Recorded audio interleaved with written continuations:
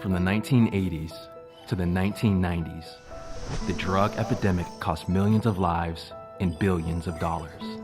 The use of crack cocaine exploded on the streets of South Central Los Angeles, increasing violence and crime all over the city. The incarceration rate increased as the homicide rate grew exponentially. The decade of dreams actually began over 40 years ago with Pastor Tommy Barnett to reach the lost and broken of Los Angeles. This dream flowed over into a young man named Matthew Barnett. It's not about us, it's about helping others while you hurt. Who wanted to love and serve people who were hurting. Jesus was the example of this. Whenever the pain was strongest in Jesus' life, he served the most. Matthew noticed the old, vacant Queen of Angels Hospital in Echo Park, and he saw his father's dream could become a reality. This was only the beginning. Welcome to the Dream Center. Hello, I'm Pastor Matthew Barnett of the Los Angeles Dream Center. I am standing on top of the roof here at this facility in downtown Los Angeles, the old Queen of Angels Hospital, where every day on this massive campus, hundreds of lives are being restored every single day. When I was 20 years of age, I came to LA and I thought I was going to be a traditional pastor, pastoring a traditional church and showing up on Sunday morning and doing the best I could to deliver messages to my crowd. But when I came to LA, I realized that God didn't call me to Los Angeles to be a pastor. He called me to be a city janitor, to walk through the streets of LA, to pick up broken pieces and tell people they can dream again. Well, in the last 23 years, we've seen it all. Homeless families, trafficking victims, broken lives, people from every possible situation, from living under the bridges of LA to living on Skid Row, come into the house of God and to see their life totally transformed on a day-by-day, hourly basis. People ask us the question all the time, how did you get the name Dream Center? Some people think that it's a place where they interpret dreams. They've actually showed up on this campus before thinking it was something along those lines. But the Dream Center is simple. It's a place where people can come and dream again. The community named this place the Dream Center.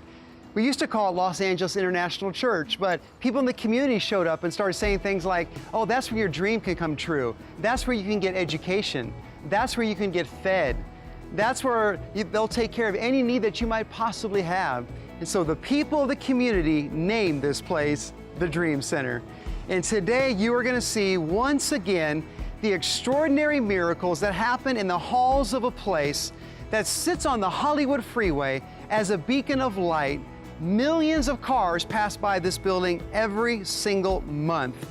But when they pass by this building and they look on this little city on top of a hill called the Dream Center, they see a place of refuge, a place of hope. Isn't it incredible to think that there's a place like that that honors God in the most visible city in the world? And you are going to see today, once again, an incredible demonstration of what takes place in the lives of people as we move forward at the Dream Center.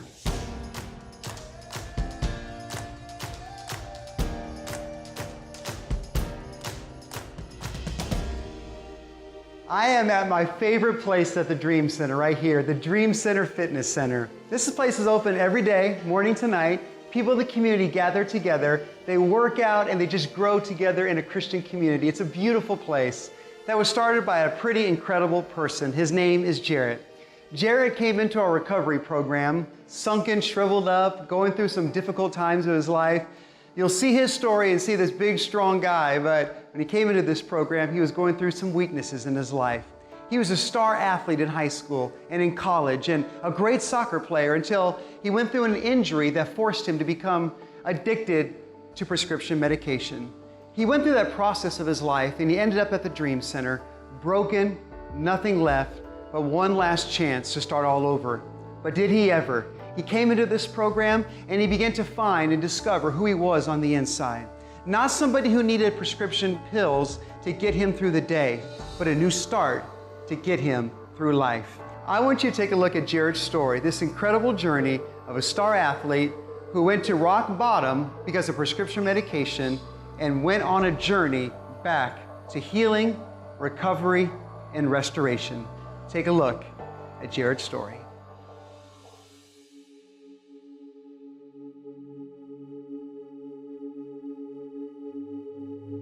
My name is Jarrett GAUTREAU. I'm 29 years old. I grew up in southern Louisiana, and I have two siblings, a twin brother and an older brother.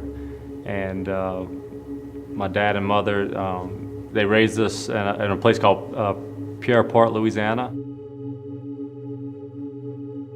Me and all my brothers, both my brothers were super active. We all played sports. We all went to school. Good kids, good family, and about the age of 12, my parents divorced, and my dad basically left my mom for another woman at that time, which was interesting. My older brother, he took the divorce harder than all of us, and he went through like the drugs and the thug life and just the resistance as far as school went. While I was in high school, basically I excelled at soccer, and I got the MVP of Louisiana basically as the #1 player. I ended up signing and taking a scholarship with University of North Carolina at Greensboro. I played on a semi-professional soccer team actually the summer before I left, and just started randomly just being introduced to different pubs and bars and just really liking the lifestyle of not being at home and just being on my own. And I was just starting to really be introduced into like alcohol and all the drugs, the party drugs and the parties and the attention from women and all those things. I wasn't as dedicated as a soccer player as I used to be. I just kind of started like living a double life and doing a little bit of both. And I played on a semi-professional soccer team actually the summer before I left, and just kind of, it was in New Orleans, and I kind of just started randomly. I ended up going to college, and my first year at UNC Greensboro, NCAA drug tested us after the first season. I didn't know at the time, but I took some pills at a party. I ended up urinating dirty for methadone.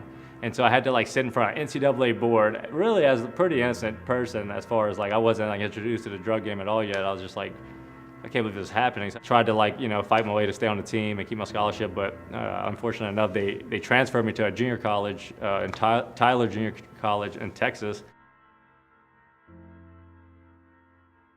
Basically, I sat the bench and I played just a little bit, kind of like I did my freshman year. And I've always been the all-star, so I just kind of took it hard as I was always becoming a fallen player. And I just started to really just indulge in, the party scene and everything that goes along with that.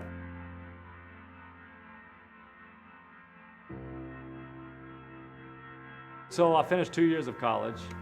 Yes, I did finish that year at Tyler Junior College.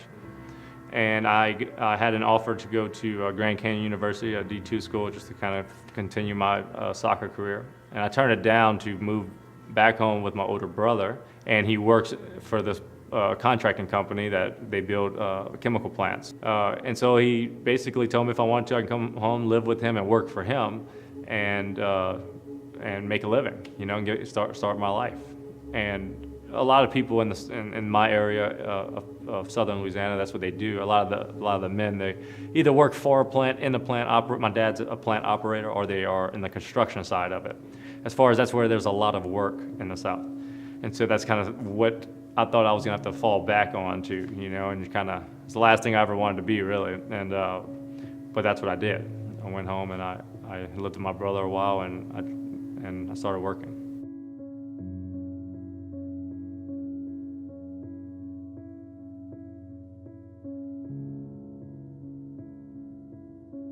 And I was playing in a men's league, a competitive men's league, and I was just in the middle of playing. A guy hit me in the bottom of my Achilles tendon, and it basically frayed, kind of blew up, so to speak. And I had to end up having to have it repaired. And the doctor did a great job. She repaired it. I was like 7 to 8 months off on like bed rest, and they prescribed me Vicodin, and it was highly addictive. And I was maybe 21 at the time, and I got introduced to a pain pill called Lortab, and I basically started a habit. I liked it, I loved it. I'd take one and go to work, and everything would be great, life would be better, everyone was happier around me, I was a better person, until it turned into 2 and then 3, and then addiction to where like you're eating so many that you're not getting that high anymore that you want, but people are starting to see that you're affected, it's affecting your life. About a year and a half later, I found myself in a Oxycontin addiction. I basically graduated up to Oxycontin and just was spending all my money on dope and trying to work to afford it. And I ended up basically having to sit down with my dad and my family and go let them know that I had this huge problem and that I had no money and needed help. And I was bouncing from house to house at that point, and I become almost like a junkie. And within 2 years of my life, from a golden boy and trying to, headed to be a pro to nobody. And I didn't want nobody to know. I had too much pride. I was embarrassed. I was hiding it all. Now that I look back, I was never sober. Kind of just working, trying to make it work, and getting in and out of relationships with women that really no pure intentions. We just kind of were living together and working and just hitting the town and, just that life of, I hope we can pay our next bills kind of thing. And one thing led to another, and one night after a lot of drinking, I ended up taking my ex-girlfriend's car, and I ended up wrecking her car and turning her car over to one of her friends' homes. And I left my wallet and my phone in there, and I ended up getting charges pressed on me, some serious charges. And so I ended up going to jail for a while.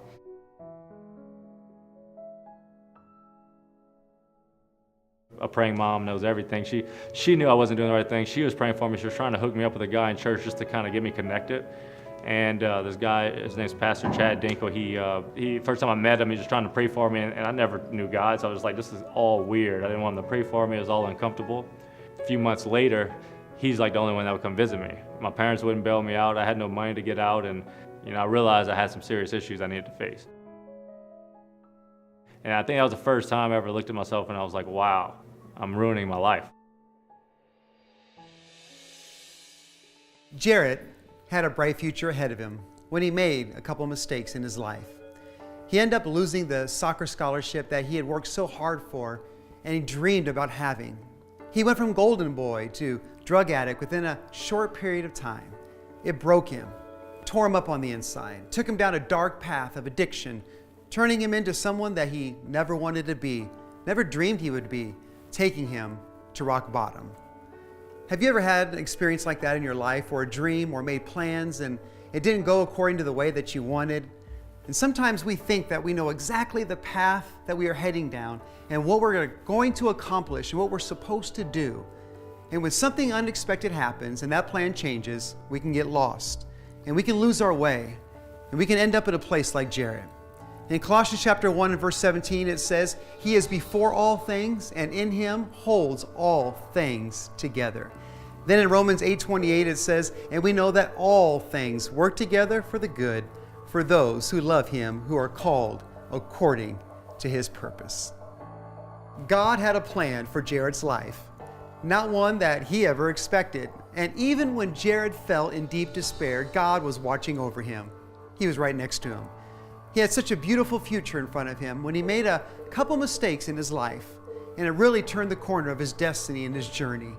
Jarrett's life was so full of this golden future with so many promises ahead and so many great opportunities and open doors. His life reminds me a lot of the story of King David in the Bible. King David was the young boy who had such great momentum in his life. He knocked down the giant Goliath, and the Bible says he was celebrated overnight by all the people who sang songs about how great King David was. Can you imagine what he must have felt like? Can you imagine what was going on in his spirit when he won the greatest victory of his life? Kind of like Jarrett, getting a scholarship and moving forward to great dreams and great things. And so David is in the same situation, riding the high of this great victory when suddenly he finds himself running from King Saul. He's now in a cave hiding for his life from a jealous, petty man who wants to take his own life. David goes from the mountaintop to the valley so quickly. One might wonder what his life will now be like from the high that he was on from this point on. And I think that that's how life is. Many times we ride the momentum, we're going strong, we got great victories and great promise, and then we go to the bottom and we think it's over. We think that what we've done has forfeited our future. But David went to the cave to hide from Saul, but he wasn't hiding. In that time, God was teaching David how to praise, how to persevere, and how to worship. He was teaching him how to be a great king in that cave. He was teaching him how to reign because one day David's greatest victory would not be knocking down the Goliath and the giant, it would be ruling over all the kingdoms of Israel. And just because he was down in the cave didn't mean that his life was over or his best plans were over. It simply meant God was preparing him for something incredible and unique and different. Will you join us today to help someone like Jarrett to have a fresh start? Will you help be the change that somebody needs in their life? We can't do without you. By supporting the Dream Center, you are saying, I believe that there is a future ahead of broken people by providing shelter, counseling, mentoring, education, and a foundation in biblical teaching. So many people are in need. Please join us today by calling in and supporting someone just like Jarrett. Now, let's hear how God found Jarrett in the cave and showed him his life was not over yet.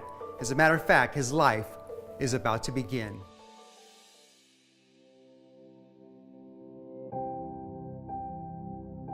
And then when I was in jail, there's a church in Baton Rouge called Healing Place Church. And basically this guy, he's called, you go out into the community and to connect drug addicts to different rehabilitation programs and then get them back plugged into the church and give them a community to be a part of. And Chad's a really awesome guy, right? And I could see that, but I wasn't sober and didn't want nothing to do with that at the time. But my mom was trying to connect me with him. But once I was in prison, basically he came just to say, hey, how can I help you? Can I help get you out? Where do you want to go to get rehabilitation? And so that's, and once you go get rehabilitated, he's like, then I will have you at the church, we'll get you plugged in with us. And that's kind of how that happened. I accepted, I did an application to come into the Dream Center. It seems like every time I need to make like a real serious life decision, I always call my dad for whatever reason. And my dad basically told me that I wasn't the same son that he's always had, that I've changed and that he needed to tell me the truth, and he thought that I needed to go away somewhere for a year and I need to really get sober. And I think that was the first time, and I remember being in jail and I heard this, like they call prayer call, and you hear him talk about the Lord in jail, but didn't really accept him yet, just kind of realized that was the path. So I decided to come to the Dream Center. At the time, I was so bad off, and I wanted to stay sober that I was depressed. And so I was on, I think it was called Paxil. It was an antidepressant medicine. I was on a depressant medicine. I was like the happiest guy in the world. And 3 days later, how bad I spiraled down that I ended up having to be on an antidepressant just to live with my life, to try to stay sober. I did an application to come into the Dream Center. My parents bailed me out, put me on a train in New Orleans. I took a train here 2 days. And my life's never been the same.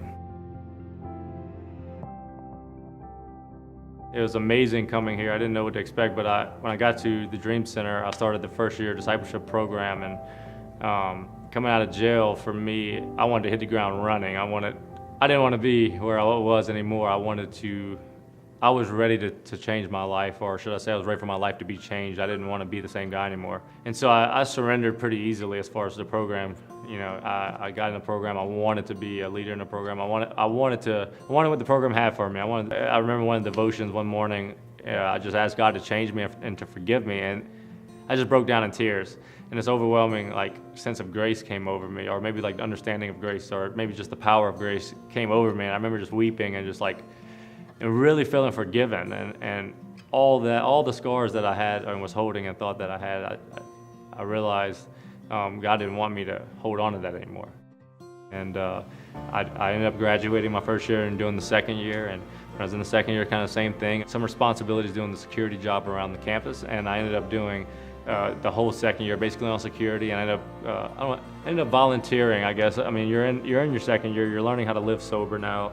You're learning how to have accountability and do this right. And a whole second year I just stayed, I just focused and really just finished strong. And when I was transitioning in my third year, whether I was going to leave the Dream Center, transition home, try to figure out what I'm going to do and move forward in my life, I got offered a job position to manage the gym at the DC Fitness. That was the most awesome thing, because that's what I know. That's what I've done my whole life. Played soccer, been in and out of gyms, athletic training, and I was always working out. So I always bringing people along. So I guess I've always been the guy that people would go to if they needed help training or needed help working out or needed ideas. I started at the DC Fitness and really kind of put a lot of effort into making the gym better and building the community in the gym better. And I have some mentors, some people I met at the Dream Center, Martin and Kelly Katz, and they were encouraging me, and they basically told me that they would purchase my American Council on Exercise certification. They bought me the whole packet. I did my studies for like 3 months. I passed my certification exam, and it was really cool. Pastor Matthew let me go on stage and like basically give my vision about the gym. And I was just, this guy came up to me and he was just like, hey, he basically took me under his wing, and for a whole year the guy really poured into me and taught me everything that he could, and I just felt like I was called to come back to the Dream Center and just really start building clients here and really just start helping train people here and helping build a community of fitness. I'm super confident in overcoming my past now and who I am, at least as a personal trainer, a husband, a child of God. I remember when I was first getting certified, I was like, man, God, I got a dream that like one day I'll be able to train all the staff, like even all the pastors. You know, it's like that was my dream, right? It's just been a praise report over the last 3 years, because now that I've been training for almost 1.5 years, 2 years, I looked around our staff meeting and I was like, it went from me and maybe 2 other people, the only people who work out, to like half of our staff now train at the gym or train with me at the gym, and even our pastors, you know, training with us. And it's just cool to see all the different parts of the body being connected and fitness being used as one to take care of our health. Now that I have a little bit of experience and I'm confident in it and I've seen results through a lot of people, I knew that I could do this. I'm hoping and praying that God opens some really cool and awesome doors. You know, I really love the fitness industry. I'd love to own my own gym one day. I'll be able to give back to the DC Fitness or give back to the gym, you know. I also have, you know, a dream that the DC Fitness could expand and really become a really quality gym in this community. You know, I would wish for the DC Fitness to expand and grow and have more quality, so that way we could serve more people at the Dream Center and then give back into the Dream Center and everything that it's doing. My confidence comes from waking up and just really acknowledging all the blessings that are around me. I mean, I got a beautiful wife who loves me, and I have a family back at home who loves me, but you know, I have everything I need here, and God's opened up the doors for like a job here. And man, as far as like community goes, like the Dream Center is an awesome community to be a part of. And going to the gym and working at the gym, you know, I have guys underneath me and guys that are graduating the program that are around me. And so I guess the one thing that keeps me going is waking up and counting my blessings every day. Basically, He's provided everything. He's provided the jobs. He's provided like clients. He's provided opportunities. He's really given me everything I needed. Sometimes I look back just to see how far God's taken me to be able to really appreciate it. 5 years ago, I was in jail and I had nothing. And now I'm married and I have a job and I have life. I have a community, you know, of people here that love me. I have a church, you know. We're all going through stuff, and we all have our own battles every day, and we all have to face ourselves every day. And there's going to come days where you're going to fail. And I think the biggest thing is to know that that's not who you are, and to know that people around you understand. It's better to find freedom in your failures and tell people or get your accountability. It's not if you fall, it's when you fall. Who do you have around you to love you for who you are, not what you can do.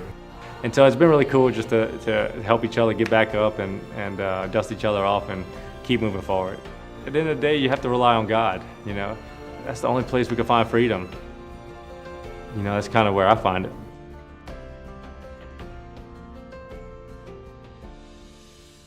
Wow, isn't Jarrett's story amazing?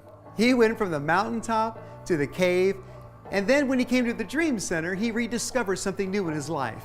He thought he was at rock bottom, only to get here and discover that now he's running a gymnasium for other people who have hit rock bottom, and inner city kids to have opportunity to have a place of hope right here in the heart of the inner city of Los Angeles, right here in the neighborhood, to have a chance at making their life better. Isn't that just like what our God does, to take us from great victory to great victory? And even many times when we hit those rock bottom places in our life, He rebuilds us back to a place of victory, and even greater than ever before. That's what the Dream Center is all about. As you watch this show and are looking around at these incredible stories of people doing amazing things for the glory of God who were once broken, it doesn't happen by accident. It happens because people stay in the community. Like the Dream Center, we don't leave, we don't give up, we outlast the liquor stores, we outlast the drug dealers, because we believe whoever stays longest in the community will win the battle for influence. And that's exactly what's happening. We're winning the battle for the hearts and minds of people by directing them to Christ because of the commitment and the passion of people to serve their generation. Whether it be to give or to volunteer or to serve, God had a plan for Jarrett's life. Not one that he ever expected, but God did not forsake Jarrett. Instead, he rewrote the book of his plan for his life. He took him down a different path, showed him grace, giving him purpose, destiny, and a future. When Jarrett got to the Dream Center, he was able to turn his life around to see a new future, one unlike anything he ever saw. People began investing in him, and he in turn began investing in others. It's always a pattern in the kingdom of God. That's what's so great about our God. He can take our lives, our past mistakes, and everything that goes along with it, and He can use it for His glory. God's goodness is amazing. And Jarrett found freedom by relying on God. And he continues to make a difference in the lives of other people, including mine and others here at the Dream Center.